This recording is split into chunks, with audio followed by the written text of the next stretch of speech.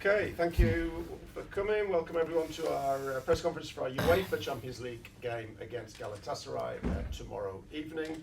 We have Erik Hag and Bruno Fernandes. Please identify who your question is for.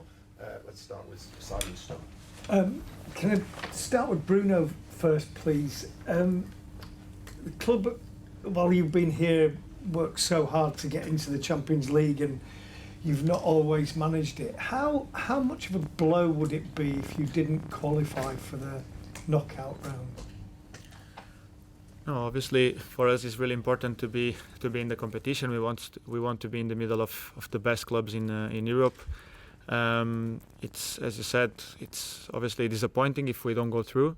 But I'm not thinking on that at the moment. I'm just focused on the game against Galatasaray, because the only way we can go through is winning against Galatasaray and going to the last game with a chance to go through. So our focus at the moment is on winning this game, knowing that we play against such good opponent away from home, where the atmosphere will be intense. But I think everyone, as a kid, you enjoy and you want to be in these kind of stages, big stadiums, big atmosphere. So you just have to enjoy the challenge. And Erik, can I just ask you, from the team that lost against Galatasaray at home, do you think you've improved since then? Yeah, I think so. Yeah, but probably it will be the same for Galatasaray. But I think we improved. So it's a good progress, and you see we are stepping up. We are more stable. We winning games. So definitely there's a big difference from the first sight, first moment where we played them. Laurie. Erik, is Rasmus and Anthony both fit to start the game against Galatasaray if needed? They are in the squad. And just on Cobby, played so well at Goodison. That was a bit of a hostile atmosphere, but Galatasaray will be another level. Do you have any, concerns about starting him in such a game of importance with such a fierce atmosphere? No, we don't have fair. And if players are good enough, then they are old enough. Could I just ask one for Bruno, possibly? You gave Marcus the ball for the penalty. I just wondered, was that something in your mind before the game, or was that just in the moment? No, it was in the moment. As I talked about this already, I thought that Marcus needed his first goal. He's such an important player for us that he hasn't scored in the Premier League this season yet. Last season he was our top scorer, so we know that he's important for us. He's someone that can score a lot of goals. And I think strikers, wingers, sometimes it's about getting this first goal, and after that they're gonna get they straight on that to score more and more goals. And we need our strikers, our wingers, to be in the positions to score goals and to have the confidence to score them. Dave. Hi. Erik, the results away from home in Europe haven't obviously been great this season. What gives you the belief that the team can go there tomorrow in what's, as you say, a hostile atmosphere and get the win you need? Because it's a must-win game, of course. Yeah. You can always find. Last year we couldn't win away from home. That was an issue. And now we can't win at home. So now we win away games, and now you're bringing up we don't win away games in Europe. We know we can do, and we are confident because the last games away from home in the league, also in very hostile environments, we played very well. We were very calm and composed. This team also last year in Barcelona, so we know how to deal with it, and I'm sure there will be tomorrow a confident team on the pitch. And is that something you'll stress to the players and Bruno as well as captain, that you need to keep your heads? It's you have to be disciplined tomorrow night. Not react to anything, because there will be provocation. There will be, the opponents will be trying to do that to you. How important is that to not rise to that? Absolutely. You have to stay calm in your head and don't get too emotional. You need the emotions, but you have to control it. That you don't give them anything, and that you don't give the refereeing as well that moment that they're gonna take. So you have to stay away from such moments. But you have to. We know how to deal with it. You have to play confident, and you have to make it your game. So it's not that important how the opponent is playing. It's important how we are playing, how we are dealing with possession, how we are dealing with out of possession. So normal stuff, and we will make a good plan. But then, in the end of the of the moment, the players, they have to decide. They have to manage the game. Jamie. Hi Erik. A bit like winning at Everton, how much sort of a boost would a win be in Turkey for the development of your team and where you like to go this season? Because you're obviously getting better, and this would kick you on again, I suppose. Yeah, of course it will help. But as the previous question on Bruno from Simon, I don't think in scenarios. First we have to do it. So rise to the occasion, get the performance, and then we see what it will do with the team. But I think you can point out what it will do. Same as we beat Everton, difficult game in that environment, an opponent in form. If you beat them, it give belief, it give confidence. Just with regard to Bruno giving the penalty to Marcus at Everton, as a manager, do you support that? Because you're 1-0 up, you need a win. It's great that it went in, but if it doesn't go in, do you just say fair play to Bruno for showing leadership, or do you sort of think, well, you're the penalty taker, you should have taken it? We have a list of penalty takers, and is there no number for the penalty takers who's going to be the first, second, or third? Is being myself, because in the past few years it's being always me. But when I arrived at the club, Marcus was the penalty taker. He was injured when I arrived and I start taking my penalties. So he was always respectful on the side of saying, like, you're doing it now, you're doing it well, so keep going. At moments he had his moment to take the penalty. Sometimes we had that moments to give the ball to each other. And I think it's not important who take it, because I think the manager puts a paper out there with the penalty takers, and the two names for that game was me and Marcus. So it's just about decide who's going to take that. It doesn't have to be always Bruno. It doesn't have to be always Marcus, but has to be someone where we are 100% sure that the ball is going to go in. We never 100% sure, because it's 50-50 every time. I could have taken the penalty and missed probably, and we will never know. But the thing is that Marcus took it and scored, and that's no issue about that. Thank you. It's not 50-50. Yeah, that is.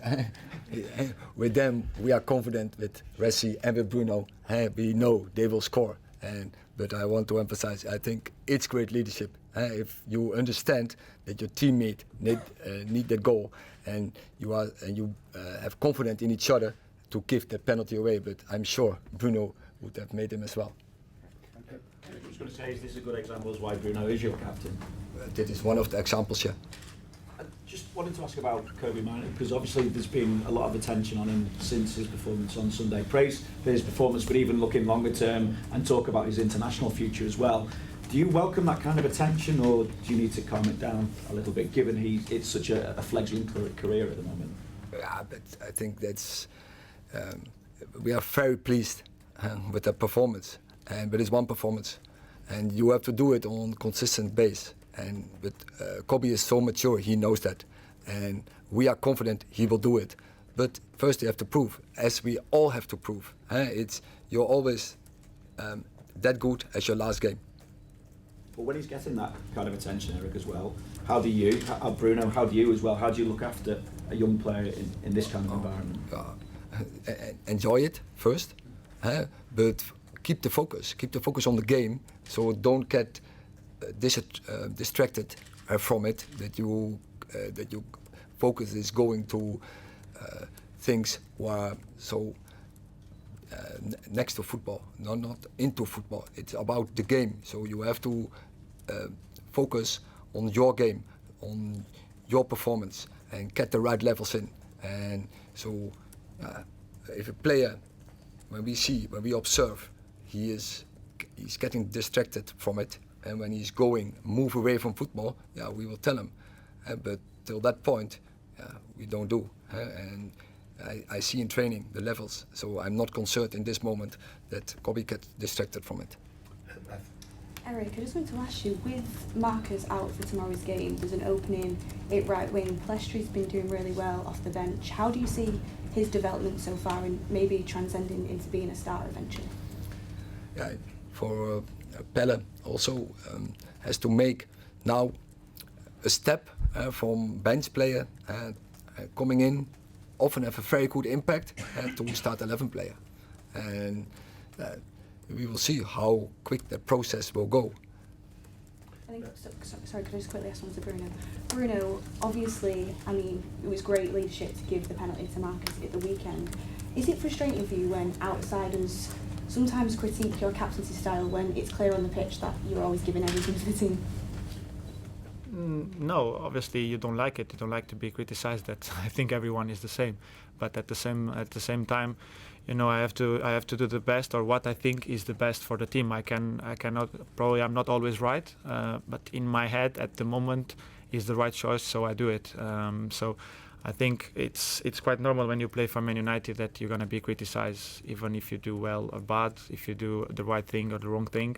So I just have to deal with that. It's kind of normal since I arrived at the club. You know, in the beginning was everything perfect, because when you arrive and in the first game, if you do something different than anyone else is doing, it's going to be all flowers. But after that, I understand that it's going to be, the tough part is always coming after the first games, because when the results not coming, when your performance are not as everyone expect to be, because the expectations are always higher and higher. And I know that since I arrived at the club, obviously my numbers made myself a target. So not keeping the same numbers on assists or goals sometimes is a problem for me in the criticism, because they're gonna take from there.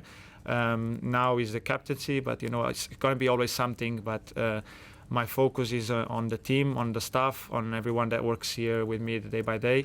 I think they're pretty happy with me. The way I am, it's the same since I arrived at the club. It's not changed by being the captain. I don't think he has to change. I'm really open with everyone, so no one until now has have a problem with me. So I think I should keep like that. Everyone here is pretty happy with my leadership, so I think I have to keep the same way. Hi, Bruno. Obviously, Alejandro Garnacho scored one of the best goals of the season. Does that give a moment of brilliance like that? Does that give the team a lift ahead of such an important game against Galatasaray? No, it give a lift against Everton. I hope we can do it against Galatasaray. It will be amazing to have another goal like that. But obviously we expect moments like that from Garnacho. Is a special talent that have this kind of moments in games that can help us to win games. Him and we have such young players in front that in moments they can change the game to our side. I think we had it in the past, even like most recent with Scott against Brentford at home. You know, when not being a striker coming in and have that moment inside of the box as a striker, the killer instinct that gives you the win. You know, you need this kind of special things sometimes to win games, and Gardner has done it many times. Both Anthony are capable to do it. Pellistri is also someone capable to do. Rasmus also can do it, and after us from behind as midfielders, defenders, in some moments we can have a ball where we can decide the game, and we have to take it. Is it true that Alejandro's been practicing those moves in training, the bicycle kicks, and do you think he has the mentality to become one of the best players in the world? I don't know if he's been training that. It's not going to be good for his back, but I think, as I said, yes, been that special talent for big moments to be decisive. But I'm more happy for his work off the ball against Everton. Was for me the best game he has done until now.